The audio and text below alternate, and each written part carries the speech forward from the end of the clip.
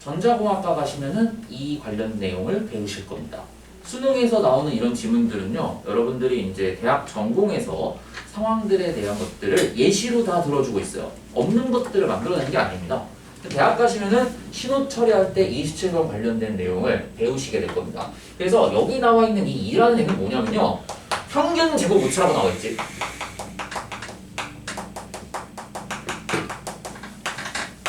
평균 제곱 오차. 이게 쉽게 말해서 뭐겠어, 얘들아? 평균 제곱의 오차. 쉽게 말해서 분산의 1조입니다. 분산. 분산 어떻게 구했었지? 전량에서 평균을 빼준 거에 제곱값이 분산이었었고, 그래서 우리가 시그마의 제곱이다 라고 계산했던 거 기억납니까? 그래서 2라는 게 평균 제곱 오차라는 게 거의 분산과 비슷한 개념이라고 생각하면 돼. 내가 특정한 값이 있고요. 그 특정한 값이 있는데 그 특정한 값에서 평균 값이랑 비교를 했을 때 그 오차 값이 얼마나 나오냐 라는 거를 지금 계산하고 있는 거고요. 얘 제곱을 했냐면은 이 2라는 값 자체가 진수로 지금 표현이 되어 있는 거기 때문에 얘는 무조건 양수로 표현을 해줘야 되거든.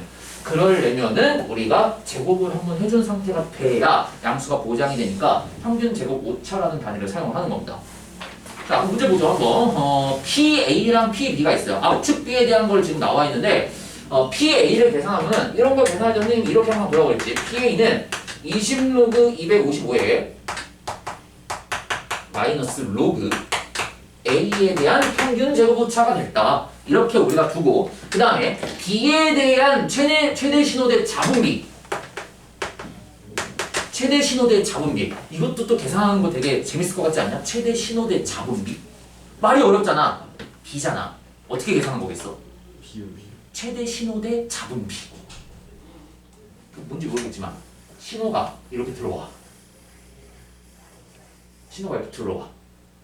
얘가 그러면 최대값이 되겠지? 얘는 얘네가 두 개 중에 하나가. 그래서 최대값이 뭐 V거나 마이너스 V일 때 그 V의 절대값을 취해주고요. 진폭이 되겠지, 그러면 진폭이 그거거든요.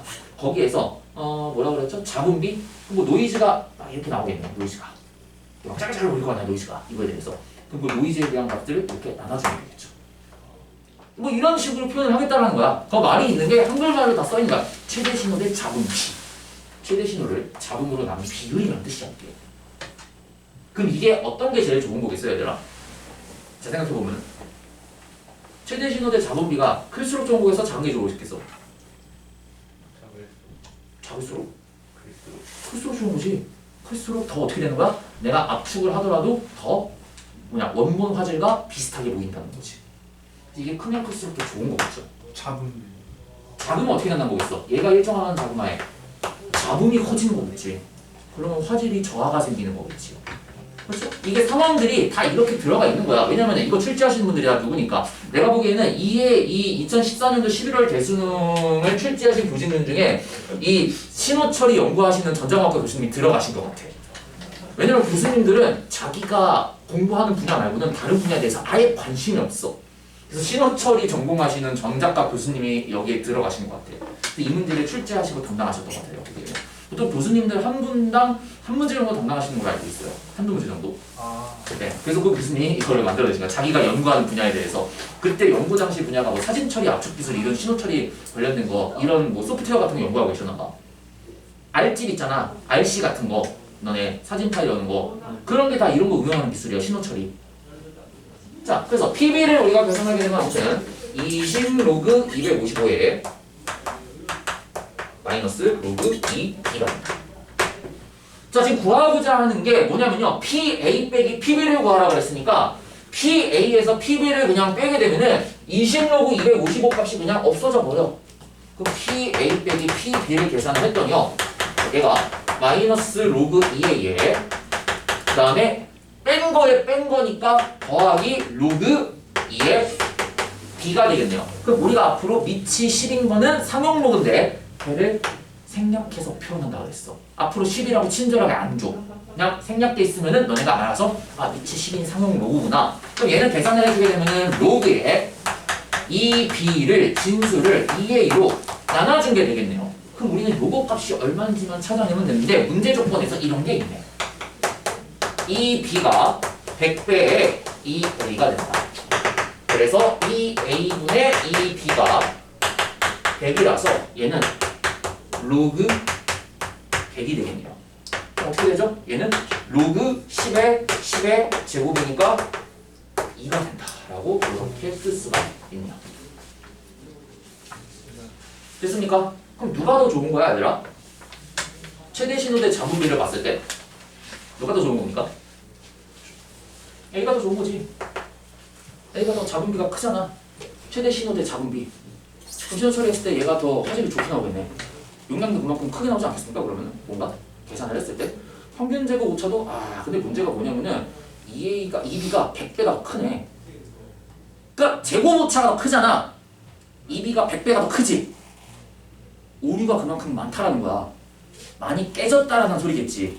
그러니까 얘가 잡음 처리했을 때 잡음이 그만큼 더 많으니까 화질이 그만큼 더 열화가 됐겠지. 압축을 시켰을 때. 보여? 여러분들? 이런 거 관심 있으면 전자과 가시면 됩니다. 들었을 때. 네, 그 다음 보도록 하죠. 28번. 근데 28번 같은 경우는 제가 보기에는요. 28번을 출제하신 분은 그 저기인 것 같아. 뭐냐면은 이거는 화학과 교수님인 것 같아요. 화학과 교수님이 들어가셔서 이 문제를 출제하신 것 같습니다. 그래서 한번 문제 읽어보도록 하죠. 28번도요. 네, 수능 문제가 다 이렇게 구성되어 있어요. 수능 문제에서 4점짜리 로그 활용 문제는 다 이런 식으로 나옵니다. 근데 너무 어렵게 나오지도 않아. 그냥 문제 읽어서 딱딱 대입해갖고 뭔가 B를 찾거나 뺄셈을 찾아갖고 진수끼리 곱이나 덧셈을 이용해갖고 다 풀 수 있는 수준의 문제로 나옵니다. 그래서 똑같은 4점짜리라도 이게 클래스가 있어요. 4점짜리라고 해서 쫄 거 없고 4점짜리도 쉬운 4점짜리도 있고 어려운 4점짜리가 있는데 어려운 4점짜리는 번호가 아예 위치가 정해져 있어. 몇 번 이렇게 5문제가 정해져 있습니다. 22번. 네, 수능에서 22번? 네. 수능에서 이게 전체 이제 수원수도 공통 문항 앞에 3문제가 어려운 문제고요. 뒷부분 후반부에 있어요. 그리고 수능에서 이제 선택 과목 기준으로 29번, 30번 문제 4점짜리 문제 2문제가 킬러 문항입니다. 앞에 3문제, 뒤에 2문제. 수원수2에서 3과목, 3문제가 킬러 문항으로 나오고요. 그 다음에 선택 과목에서 29번, 30번 아예 위치 번호가 그냥 정해져 있어. 15, 22번 그래서 위치가 정해져 있기 때문에 그것만 싹 다 빼고 나머지 문제를 다 풀어내고 다 맞췄다는 가정하에 그 5개 중에 설마 공부를 그렇게 빡세게 했는데 한 문제 못 맞추겠습니까? 한 문제 맞추면 아주 안정적인 1등급이 나오게 돼 있습니다. 84점 정도 기준을 봤을 때. 물론 합통은 조금 높아요. 합통을 선택했으면은 한 88점에서 87점 그렇게 항상 왔다 갔다 거리는 것 같아요.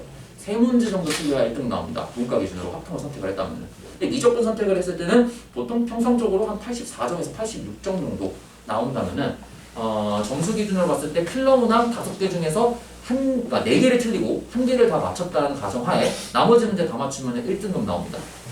나머지는 다 맞췄. 나머지는 기본적인 소양이 있다면은 풀 수 있어야 돼요. 네, 이게 풀 수 있어야 돼요, 진짜. 솔직히요, 그 5문제 킬러 문항 다 버려도 돼. 진짜 어려운 애는요. 그 5문제, 그러니까 이게 1등급 나온다는 게 니네가 뭐 열심히 어려운 문제까지 다 건드려서 풀어갖고 1등급이 나오는다고 착각을 하면 안 돼. 그렇게 접근하면 1등급 안 나옵니다, 여러분들. 비킬러 풀고 그냥 적게 나온 걸로 좀 밀어. 네, 맞아요. 근데 사실상 요즘 수능은 트렌드가 준킬러 문제 난이도가 전반적으로 다 올라가 있습니다. 그래서 조금 빡세요. 중급 난이도의 문제들임에도 불구하고. 예전에는 그냥 킬러 문항 5개 난이도가 완전 넘사벽이었고 나머지 25문제가 그냥 고만고만하게 나왔는데 요즘은 이게 P가 예전에 이렇게 돼 있었는데 요즘은 이렇게 맞춰져 있어. 여기에 있던 중킬러 문항들의 난이도가 더 올라왔어요. 그래서 사실상 중킬러 문제 난이도가 막상 보면은 이거 약간 빡센데 약간 좀 그런 느낌이야. 나도 보고 있으면은 이게 뭐야? 왜 빡세지? 왜 이렇게 계산이? 약간 좀 그런 문제들이 몇 개 있습니다. 보고 있으면. 근데 그런 거를 깨부시고 완벽하게 다 맞출 수 있으면은 수능에서 1등급 맞을 수 있는 거예요. 그래서 1등급을 맞춘다는 게 어려운 문제를 공부를 하는 거는 중요하긴 한데 평상시에 어려운 문제를 막 내가 도전을 해서 풀어보는 것도 중요하긴 하지만 평상시에 이제 내가 쉽게 풀 수 있는 문제들을 완벽하게 실수 없이 시간 내에 딱딱딱딱 스피드하게 풀 수 있는 걸 연습을 하는 게 사실 수능 문제 공부하는 데 있어서는 지금 고2 때는 그게 가장 중요합니다. 그게 기본 밑바탕이 돼서 고3 됐을 때 이제 여기서 기본기가 탄탄한 내용들을 갖고 내가 어려운 문제를 10분이고 20분이고 이제 고민을 해봐야 돼. 보통 저도 어려운 거 보고 있으면요 되게 고민 많이 합니다. 안 풀리는 거는요. 저도 안 풀리는 게 있어. 저 사람이기 때문에. 어떻게 모든 문제를 다 풀어보겠습니까? 고민을 한다고 그게 하면 나오는. 1시간이고 2시간이고 3시간이고 고민해보세요. 계속 그래프 그려보고 그럼 그리다 보면은 뭔가 답이 보여요. 그럼 그게 계속 차곡차곡 데이터가 쌓이다 보면은 나중에는 스스로 풀 수 있는 스피드가 꽤 빨라집니다. 그러니까 그 5문제를 보자마자 그냥 다 풀 수 있는 아이들은 사실상 사교육회에 없죠. 없다고. 근데 그 사람들이 사교육회에 있겠습니까? 다 어디 가는데? 그렇게 풀 수 있으면 다 어디 가? 다른 나라. 다 의사 하고잖아. 다 의대 가잖아. 아 의대 가는데 그런 애들이에요? 보통 그렇죠. 아, 그냥 보고 바로바로 푸는. 네. 그렇죠. 멋있네. 상식적으로 생각해보세요. 넘사벽이구나. 넘사벽이죠.